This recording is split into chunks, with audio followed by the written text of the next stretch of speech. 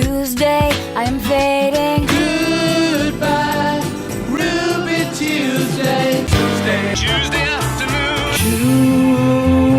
Tuesday's gone with the wind. Hi, everybody, and welcome to NSS. This is the Reynolds Report. After less than 3 weeks in release and only 11 days in North American theaters, Captain America: Civil War has the second highest 2016 box office total in the world, $940.9 million. That's just less than $30 million behind the $969.8 million held by Zootopia, which is currently number one for 2016 around the globe. But Captain America is just getting started. It should cross the billion-dollar box office mark before this week is over. As we all know, Sharon Osbourne is one patient woman, and apparently she's willing to give her husband Ozzy yet another chance on one condition. Ozzy must enroll in a rehabilitation program for sex addiction. Sharon kicked Ozzy out of their family home amidst marital problems over a week ago. This is not the first time the couple has split. Sharon threatened to divorce Ozzy in 2013 because of his substance abuse. He received treatment, Sharon took him back, and he claims to have been clean for over 3 years now. This time, Sharon is threatening to divorce Ozzy because she claims to have caught him in an affair with a hairstylist. Michael Strahan's last day on Live with Kelly and Michael was Friday. While he was saying goodbye, they ran out of time and had to play him off, just like an award show. Awkward. I didn't know what to expect coming from sports to daytime television. And you guys open up your hearts to me and you open up your homes to me, and it's been so overwhelming with the response that we've had over the last 4 years that you guys have loved this show. And it means the world that you give us an hour of your day, and what you don't realize, we get more from that hour than you really do. And we sit in front of a live audience who I always say during our commercial breaks, they are the third co-host of the show. The energy that they bring really makes this show work. And it is not about myself, it's not about you, it's about everybody here. We have incredible staff here. We have from the producers to the staff to the crew, they make sure we're always prepared that we can come out here and put on a great show for you guys. And I gotta say, we love you, we appreciate you, I love you and appreciate you. And Kelly, you are the best.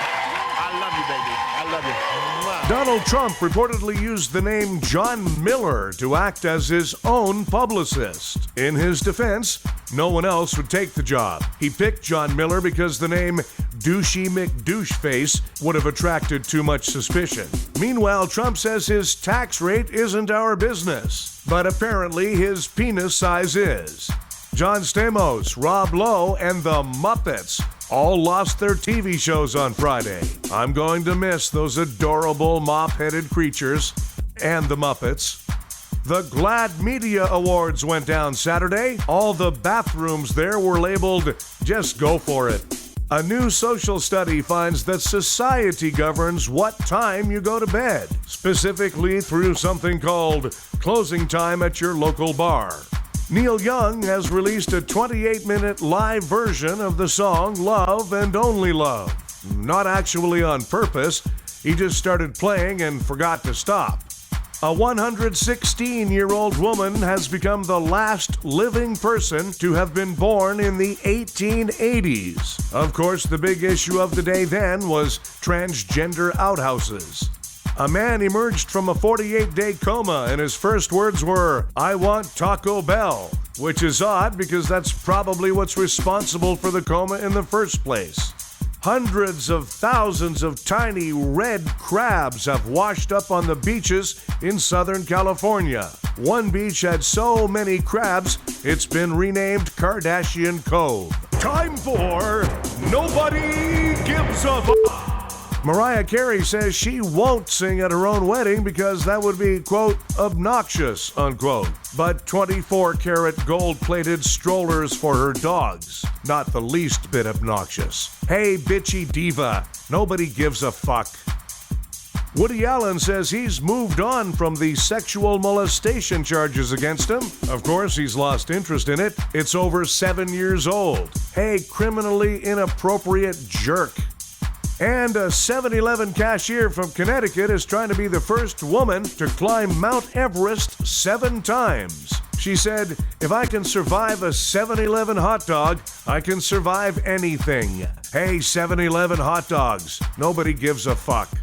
Thanks, everybody. We have a new episode of The Reynolds Report for you every weekday. Be sure to check out the Being Frank Show, starring Frank D'Angelo. Live Tuesdays and Thursdays, right here on NSS.